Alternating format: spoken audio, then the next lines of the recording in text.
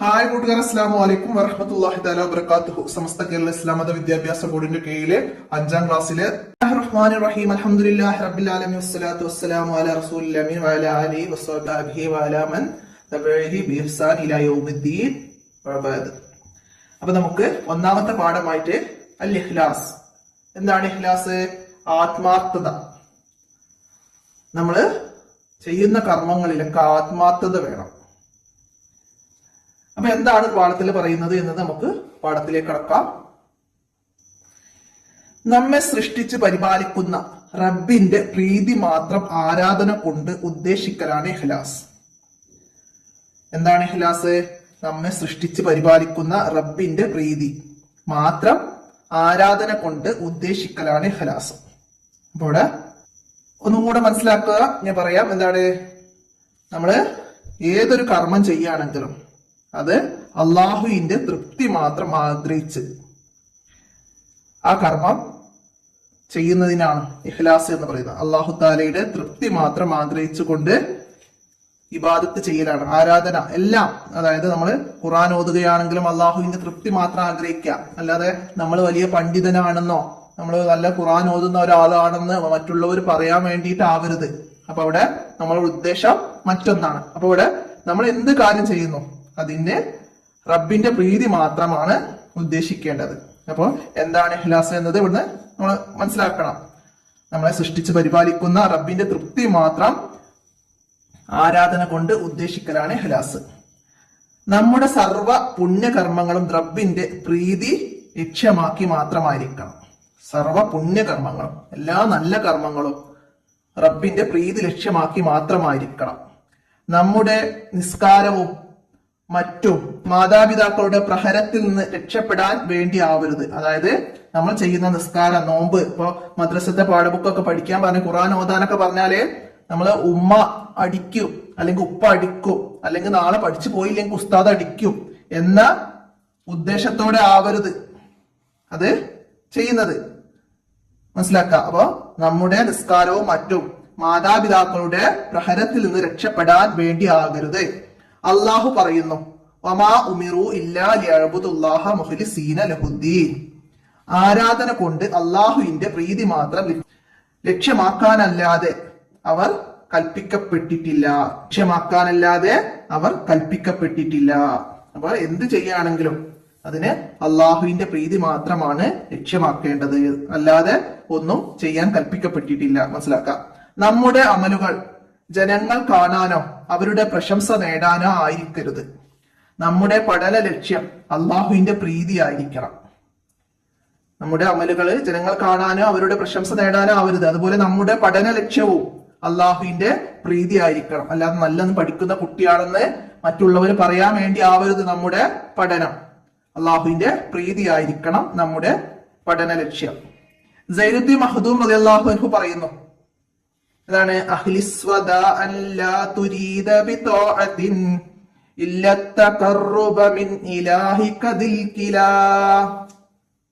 എന്താണ് സൈനുദ്ദീൻ മഖ്ദൂം റളിയല്ലാഹു അൻഹു പറഞ്ഞത്?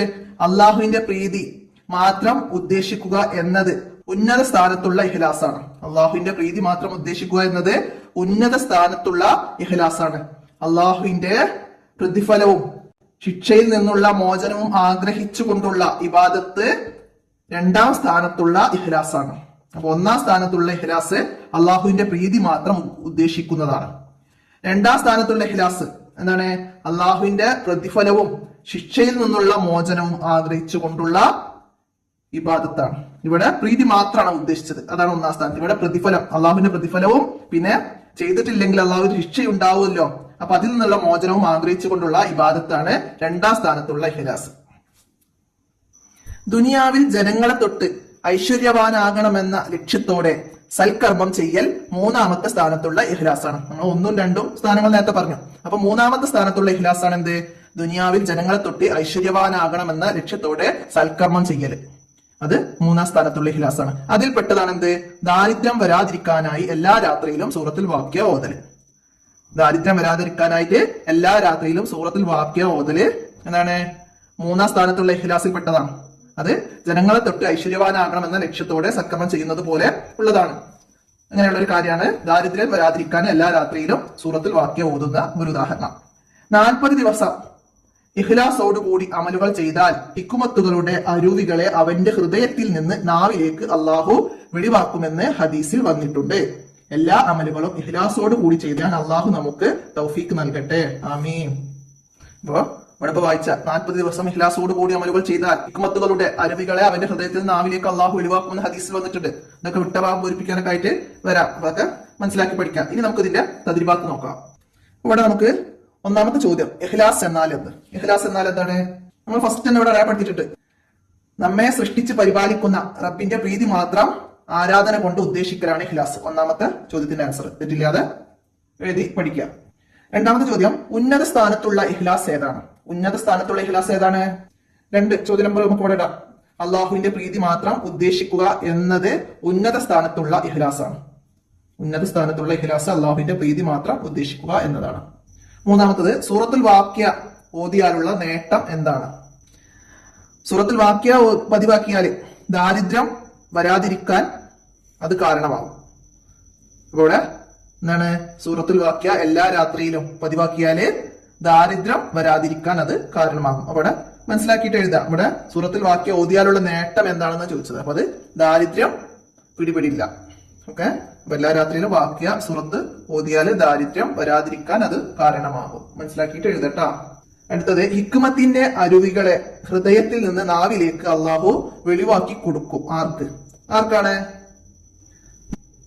മൂന്നാമത്തെ ചോദ്യത്തിന് നമ്മൾ ഇവിടെ അടയാളപ്പെടുത്തി. ഇനി 4ാമത്തെ ചോദ്യമാണ്.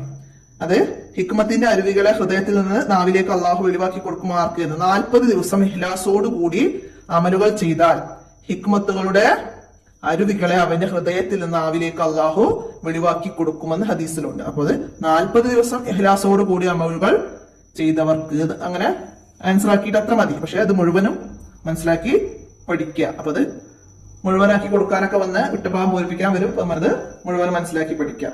അടുത്ത ഇനി പൂരിപ്പിക്കാനാണ്. എന്താണ്? അഹ്ലിസ് വദാ ഡാഷ് ദിൽകില. അപ്പൊ അത് ഇവിടുന്ന് അഹ്ലിസ് വദാ അല്ലാ തുരീദ ബിതാഅത്തിൻ ഇല്ല തഖർറുബ മിൻ ഇലാഹിക ദിൽകില. സൈനുദ്ദീൻ മഹ്ദൂർ റളിയല്ലാഹു അൻഹു പറഞ്ഞതാണ് ഇഖ്ലാസിനെ കുറിച്ചിട്ട്. അപ്പൊ അത് മനസ്സിലാക്കി പഠിക്കുക. എന്താണ് ഇതിന്റെ അർത്ഥം വരുന്നത്? നീ ഇഖ്ലാസ് ഉള്ളവനാവുക. ഇബാദത്ത് ചെയ്യുന്നതിലൂടെ സംരക്ഷകനായ നിന്റെ ഇലാഹിനോടുള്ള സാമീപ്യം മാത്രം ആഗ്രഹിക്കുന്നതിനാണ് ഇഖ്ലാസ് എന്ന് പറയുന്നത്. സംരക്ഷകനായ നിന്റെ ഇലാഹിനോടുള്ള സാമീപ്യം മാത്രം ആഗ്രഹിക്കുന്നതിനാണ് ഇഖ്ലാസ് എന്ന് പറയുന്നത്. അതാണ് സൈനുദ്ദീൻ മഖ്ദൂം റളിയല്ലാഹു അൻഹു ഈ വരികളിലൂടെ പറയുന്നത്. മനസ്സിലാക്കുക. അടുത്തത് ആശയം കണ്ടെത്താനാണ്. വമാ ഉമിറു ഇല്ലാ ലിയഅ്ബുദുല്ലാഹ മുഖ്ലിസീന ലഹുദ്ദീൻ. അപ്പൊ അവിടെ എന്താണ് അതിന്റെ ആശയം? നമുക്കിവിടെ ബ്രാക്കറ്റ് തന്നിട്ടുണ്ട്. ആരാധന കൊണ്ട് അള്ളാഹുവിന്റെ പ്രീതി മാത്രം ലക്ഷ്യമാക്കാനല്ലാതെ അവർ കൽപ്പിക്കപ്പെട്ടിട്ടില്ല. ആരാധന കൊണ്ട് അള്ളാഹുവിന്റെ പ്രീതി മാത്രം ലക്ഷ്യമാക്കാനല്ലാതെ അവർ കൽപ്പിക്കപ്പെട്ടിട്ടില്ല. അപ്പൊ അത് ഒന്നും കൂടെ വ്യക്തമാക്കി ആശയം പറയുകയാണെങ്കിൽ, വമാ ഉമിറു ഇല്ലാ ലിയഅ്ബുദുല്ലാഹ എന്താണ്? അള്ളാഹുവിനെ മാത്രം ആരാധിക്കുക, അള്ളാഹുവിന് മാത്രം ഇബാദത്ത് ചെയ്യുക എന്നല്ലാതെ അവരോട് മറ്റൊന്നും കൽപ്പിക്കപ്പെട്ടിട്ടില്ല. അള്ളാഹുവിനെ മാത്രം ആരാധിക്കുക എന്നല്ലാതെ അവരോട് മറ്റൊന്നും കൽപ്പിക്കപ്പെട്ടിട്ടില്ല. മുഖ്ലിസീന ലഹുദ്ദീൻ എന്നാണ്? ആരാധനകളിലെല്ലാം അള്ളാഹുവിനോട് മാത്രം പൂർണ്ണമായ ആത്മാർത്ഥത കാണിക്കുക. ഇബാദത്തുകൾ ചെയ്യുന്നതിലെല്ലാം അള്ളാഹുവിനോട് മാത്രം പൂർണ്ണമായ ആത്മാർത്ഥത കാണിക്കുക. അപ്പോൾ അത് എഴുതിയാലും മതി. നിങ്ങൾക്ക് മനസ്സിലാവുന്ന രീതിയിൽ അള്ളാഹുവിനെ മാത്രം ആരാധിക്കുക എന്നതല്ലാതെ അവരോട് മറ്റൊന്നും കൽപ്പിക്കപ്പെട്ടിട്ടില്ല. ആരാധനകളിലെല്ലാം അള്ളാഹുവിനോട് മാത്രം പൂർണ്ണമായ ആത്മാർത്ഥത കാണിക്കുക എന്നതാണ്. അപ്പൊ അത് വ്യക്തമാക്കി അങ്ങനെ എഴുതിയാലും മതി. അപ്പൊ ഇത്രയാണ് ദുറൂസുൽ ഇഹ്സാനിലെ ഒന്നാമത്തെ പാഠമായ അൽ ഇഖ്ലാസ് എന്ന പാഠത്തിൽ നിങ്ങൾ മനസ്സിലാക്കേണ്ടത്. അപ്പൊ എല്ലാവരും നന്നായി മനസ്സിലാക്കി പഠിക്കുക.